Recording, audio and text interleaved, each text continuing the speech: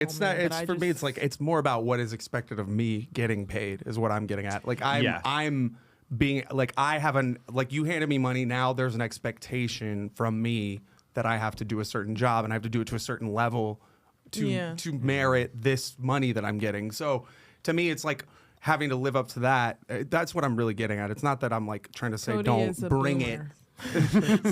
Cody's a boomer.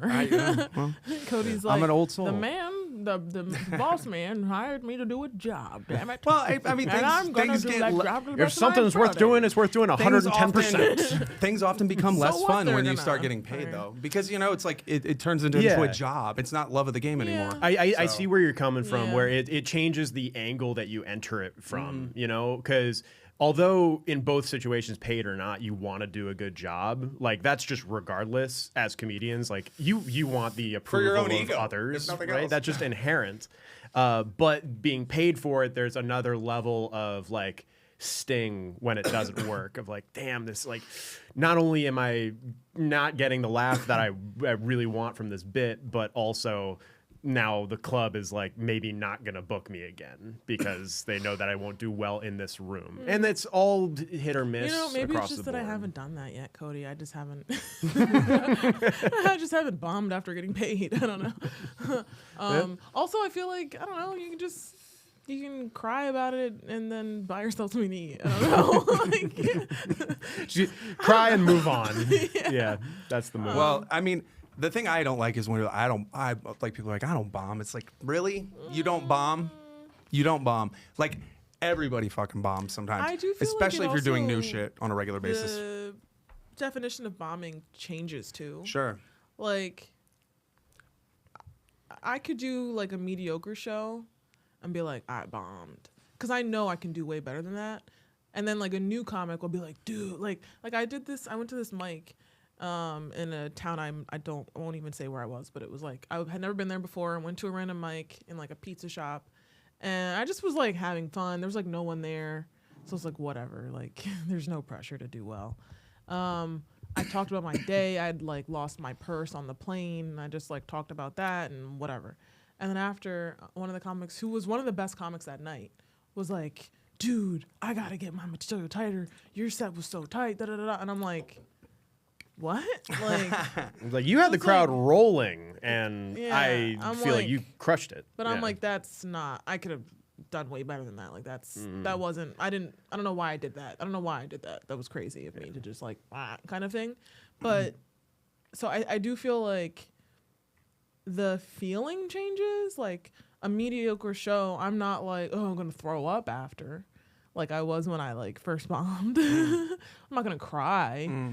But I am like, damn, like, like I did not get out of the it's park. like a personal defeat of like, damn, I just didn't do as well as I feel like I should have. I mean, and in comedy, honestly, like mediocre kind of is bombing. Like if your set was mediocre, it depends. If you're like mediocre for me, if you're standard, people are coming up to me after and they're like, you were hilarious. Can I get a picture with you? Right. And I'm like, that was hilarious. Like inside, I'm like, that was funny. Like, what? Yeah. Because I'm like, no, I know I can get people like where they can't breathe, like, and I didn't do that. I don't know what I did wrong, but I'm gonna figure it out, kind of thing. I mean, that's. Yeah. But here's what I'll say, right? Like bombing versus crushing. I think people say that they crushed way too generously. Oh yeah, for sure. Like. If they had like one bit that really did well, and then the rest of the set was just like, I think people are just delusional about like what crushing is. They're hearing more adulation than is actually being given. Yeah, like I've seen people be like, "Yo, I fucking crushed that," and I'm like, if that's you crushing, like stop. It's like, and if you ever actually have crushed, you know what crushing is. Crushing, like you have to. So you have to stop. Crushing is every laughing. Joke fucking hits. Yeah, and it's like you're like you said exactly. Your pauses are longer than normal because of the laughter's you have to lasting so long. Yeah, I've only it changes done up your timing even. I feel like in 4 years I've crushed maybe 3 times, and almost every time has been a completely packed room of people like in their 50s who don't go to comedy shows. Like not like regulars who were, which so like even that I wouldn't really count as crushing because it's not like I was at the Comedy Cellar with people who came to like make me laugh and I made them laugh. You know what I mean? Yeah, not veteran comedy audiences. Yeah, because some audiences like you say the same line that you said 10 times that week and they're like, oh my God. Yeah. And they're like, and like the first line out the gate, and you're like, what the heck is wrong with these people? It's like, never I just that watched. funny. That's not that funny. This is not that funny. I just watched a room last night just body this. They didn't even react, and you think it's crazy? No, Right. That'll happen. Right. For real. Oh, yeah. 100%. That'll happen. But in my experience, it's almost always when I've done like 5 minutes. You know, and then here's the part that's like bittersweet kind of, right? People will come up to you and be like, dude, you were the funniest one. I wish you had more time. That other person wasn't that funny. And I'm like, the other person had 45 minutes of, it's harder to do what I did for 5 minutes for 45 minutes. Like, I know, I've done it. Yeah. Like, there are great long distance runners and then there are great sprinters. There's some, like two different worlds, that's really. That's like what I mean. It's like, I don't know, you have like a 12-year-old who's been practicing the recorder, right? They're going to knock that song out that they've been doing all year. Don't ask them to do a concert. They're going to fucking play the shit out of Hot Cross Buns, dude. Yeah, but don't ask them to do anything else, like, you know. So 5 minutes, I have like a tight 5 that I've been working on for 4 years. 45? That's where no. You said people are too liberal about saying they crushed.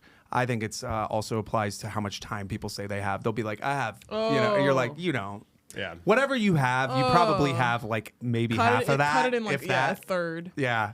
I mean, and it's like, oh, I got 15. It's like, you maybe have 5, you know? And to get under the hood of that, like, what specifically do you mean about that? Are you referring to like how much time they think is, but specifically how much time they're leaving between jokes? If they're like retroactively cutting things, like, this is not going to work. I thought it was going to work, and I can't do this bit. So now. I'll put you on it. It's if a comic came up to you before a show, if you're on a show, and they're like, "How much time do you have?"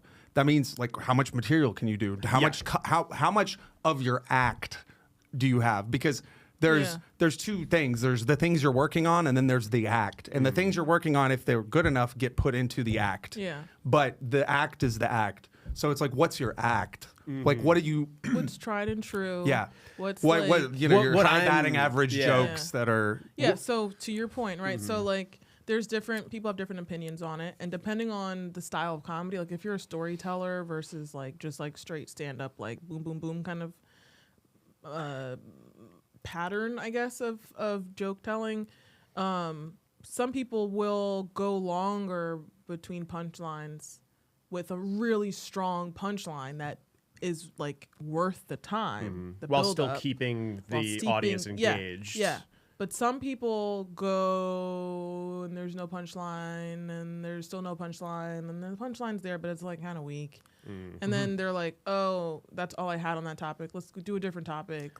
There's no like, it's not right. So like I would say I have a strong 20 minutes. I've done 45.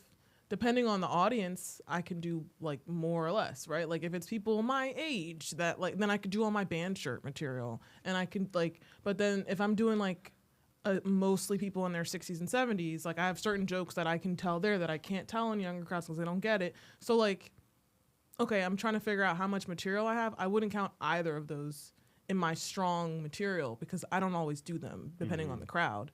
And then there's like stuff that like the 5 minutes works everywhere. And it's like maybe 7 to 10 seconds between each punchline. And it's like 2 topics. Like I'm just talking about having vitiligo, autoimmune conditions, talking about like interracial relationships. Okay. Right? Like, so it's like boom, boom, boom, boom, boom, boom, boom, boom, boom. I'm out.